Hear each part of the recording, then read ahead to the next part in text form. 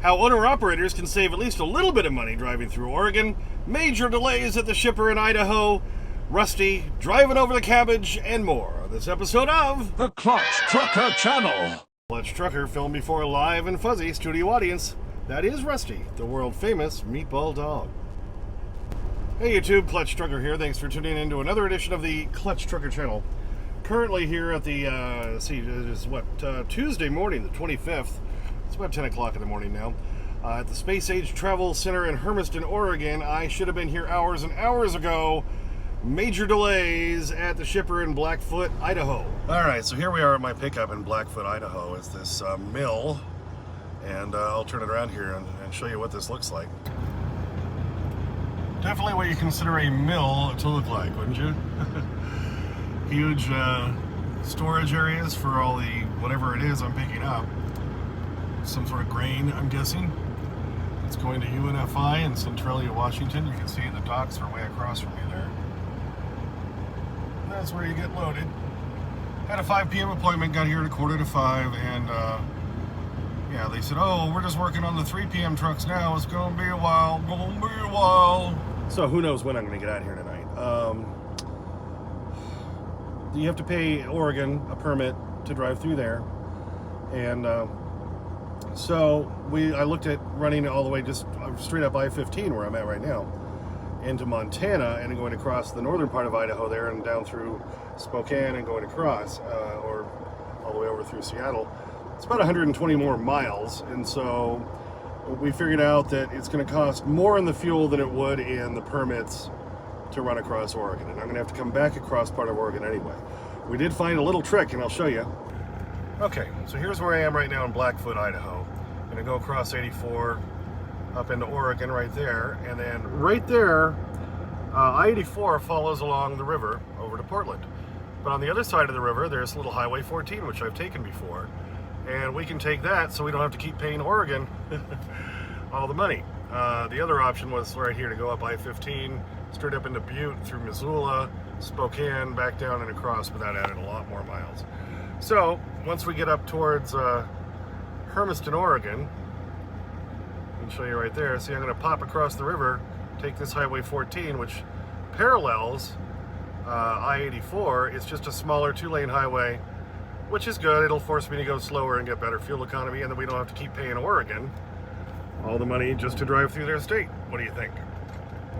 And then that's where I'm heading to there, is in Centralia, Oregon. You can see it's north of Portland, up off I-5. And then I'm gonna, after I deliver Wednesday night at 11 p.m., pick up a load Thursday morning back down in Portland, and we take that all the way down to Dallas, Texas. Okay, well, 7.5 hours to get loaded. Past my appointment time. It's freaking ridiculous. Did find there's the new season of Better Call Saul on Netflix. So I rewatched the last one from season 5 so I can get back into the show. Love that show. Awesome, great camera shots and all that. So anyway, yeah, here it is. Well, let's see, 8:14 Mountain Time, 7:14 Pacific Time. Heading down Cabbage Pass here on I-84 in Oregon. I thought I would be here hours and hours ago and already parked by now, but no, they had to take forever to get me loaded. Thank God, we have the newer split sleeper berth rule, so I could stop the 14, or else I wouldn't have been able to make it even as far as I want to make it today. I was going to try to make it all the way, or as close as I could, but with having to show you, do the route that I showed earlier, I wasn't going to be able to make it as far. So I'm planning on staying at the good old Space Age Travel Center. Still about another 42 miles away. I think I'm going to stop here at Arrowhead Travel Plaza, try to put some more fuel on.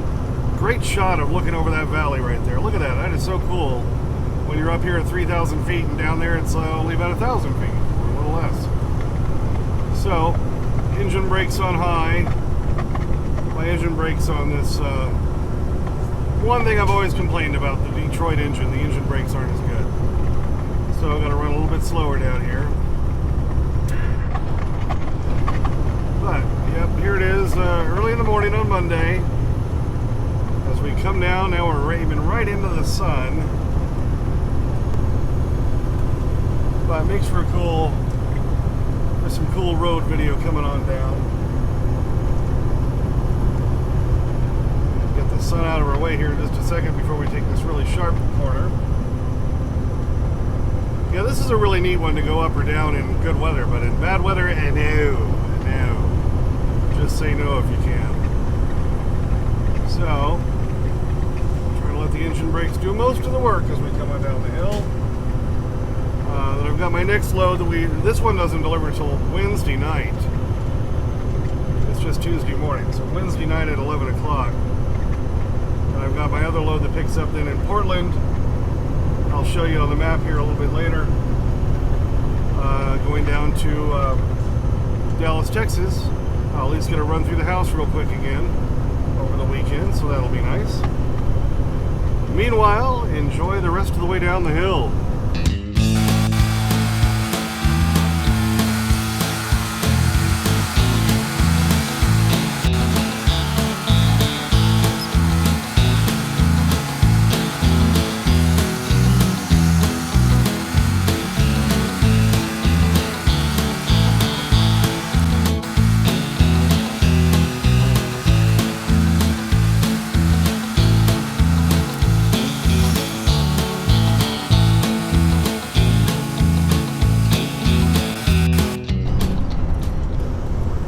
The Arrowhead Travel Plaza, but I guess it's the Wild Horse Casino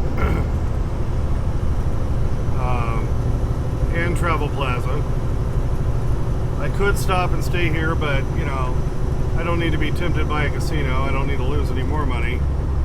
So I'm having to run these loads for as cheap as they're running right now.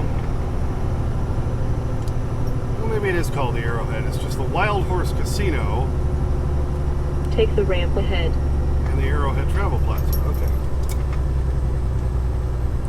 So I was right as far as that goes.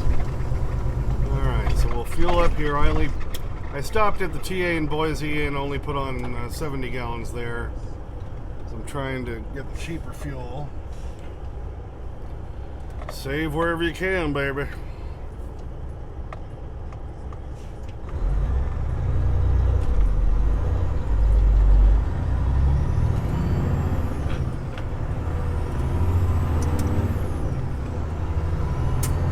I also tend to not like, I parked at this one once before, and not really wild about how their lot is set up, and the spots are pretty tight. So I prefer the Space Age. Not a lot of people tend to go there, or not as many. Oh, that's right, it's not the first entrance. It's the second one.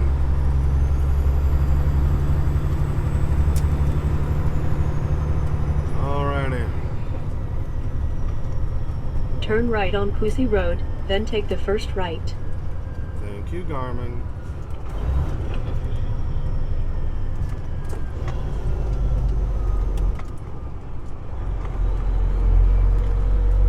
Aiming right at the sun again. Turn left on Pussy Road, then take the first left. Did go to the casino once years ago when I was here. I actually did okay that time. Alrighty, here's Arrowhead Travel Plaza. Pull in and get her fueled up, baby.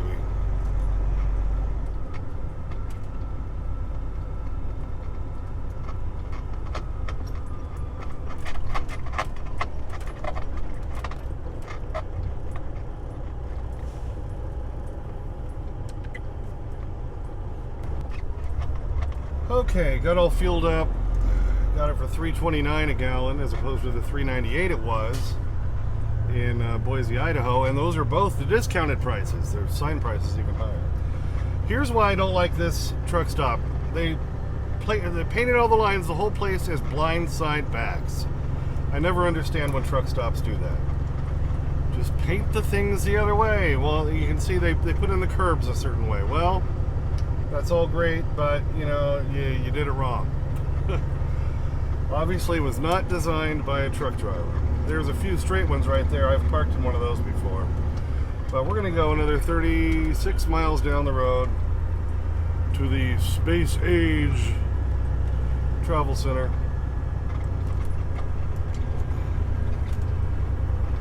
That one tends to be not quite as busy as this one sometimes anyway, and it gets me just a little bit further down the road. So we might as well. Did our full 30-minute break here because that was coming up again. So since you can do that with a combination of being on duty and off duty, fueling all the way up, and then running in, going to the bathroom. Of course, that I pulled forward after I fueled up. So many people don't do that, which is a big pet peeve of mine. Did that, went to the bathroom, got my fuel receipt, came back out, added everything up fuel-wise. Since I just put a little bit on in Boise, and I've got to add them together so I can get my overall mileage per gallon, which is only 4.8. The reason it's actually that low is because I hadn't filled up since last Wednesday, almost a full week ago. And since I sat a lot in Wyoming and in Idaho and so forth, wasn't idling the truck the whole time, or I would have, the fuel economy would have been terrible. Would have been much worse.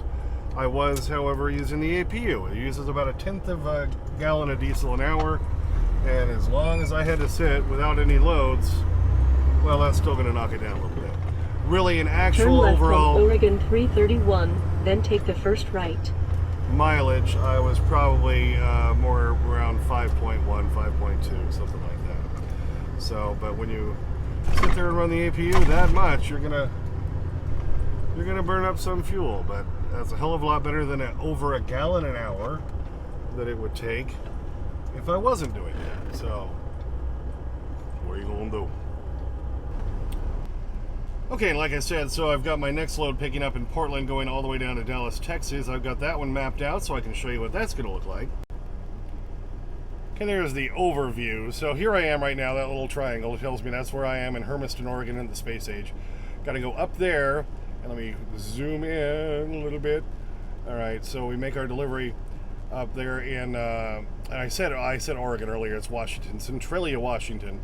Then I got to come down. See, I like how it puts the, this is the newer OTR 1010, puts the addresses right there. Then this is where I got to pick up, 6433 Southeast Lake Road in Portland. And that'll be on Thursday. I'm going to deliver at 11 p.m. on Wednesday night. So I bet you if the way things getting loaded are any indication, they'll take most of the night so I can just go straight to the shipper Thursday morning, get loaded. Then I'm going to drive back across. I'm going to pop up into Washington again, take that other highway I told you about so we don't have to pay as much. Then we'll go back down into Idaho. I'll probably stay at the Traveler's Oasis there, Ambest, in Eden, Idaho. They got crispy, crunchy chicken and taco time in there. Good place to stay. Then we'll drop down through Ogden and go across Wyoming on Friday. And that should put me in Cheyenne Friday night at the Sapp Brothers, so I can run home and say hi and all that. Then I'll leave Saturday, probably early afternoon, and make my way down to Amarillo, or Armadillo, Texas, as I like to call it. I put the Petro in there. There's actually a Toot and Totem a little bit north of that is not in the database here in the GPS, unless I look for fuel stations only, and that's probably where I'll stay. So I'll do that Saturday, and then Sunday, finish the drive, going down to my delivery in the Dallas area right there. And it's actually called Lancaster, Texas, but as you can see, it is at the bottom of the whole Dallas-Fort Worth area, and that's where I deliver Sunday night at 9 p.m. Currently no reload yet for Monday, so I'm going to keep on looking, but I got a little bit of time to try to get that booked. H-Bar Inn broker did call me, and they said they've got another one of those Glen Rock, Wyoming, up to, where was it? I want to say, no, it's not Sturtevant, Wisconsin. It was somewhere around Wausau is where it was. They've got another one of those for the following Friday or the next Monday after that. I do have to be home for my daughter's graduation from college on Saturday the 13th, so I want to get home on the 12th. So if I can make that load work, I will, because it was a decent paying load. I know how it runs, and that might work. He has one on Friday and one on Monday. He said he'd hold those for me, at least for a few days, so I can see if I can find something that'll get me there. So if I can go from Texas, maybe bounce up to Illinois, and back over to Wyoming, then take that. That'll run me through the next week, and then I can be home for graduation time. What do you think?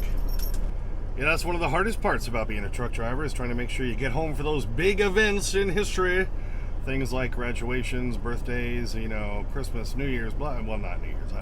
I don't consider New Year's a real holiday. Ooh, we flipped the calendar. Oh.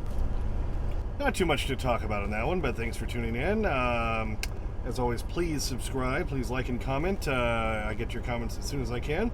Finally caught up on some of those yesterday. Don't forget to ring that bell for notification so you know when the new videos come out.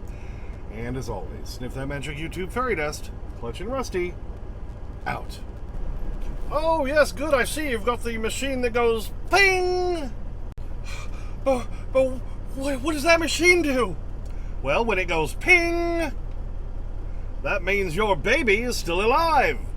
All right, down here. We always start down here. Come on. Come on down here. And there it goes. All right. All over the bacon strip, baby. Here in the Clutch Trucker remodel. It's a beautiful thing. I did buy a little sandwich from the Space Age Travel Center. They called it a Northwest something or other. It looks just like an Italian, little mini Italian sub to me, but you know, every place has to have their little regional stuff to try to make them seem unique. All right, Rusty, you ready for your second one? It's waiting for you. See, there it is coming into the frame. Oh, it's hovering over your head. Where is it? Oh, it's up here. You gonna come get it? Oh yeah. Oh yes. Oh, over. Oh, I dropped it. It's right there. It's over there. It's to your right. There you go. Like I'm yelling at the dog, like he knows like right and left. For all we know, maybe they do. You never know. He certainly knows the word outside. He knows the words bacon strips. He knows breakfast. So they obviously figure out some of the words. Oh, yum. It's a beautiful thing. Still working on it. Get that whole thing down, Rusty. Oh, yes. Okay. Give me that happy dog look. Look up here. Ruster! Hey, Rusty. Hello? Hello? Rusty, look up here, please.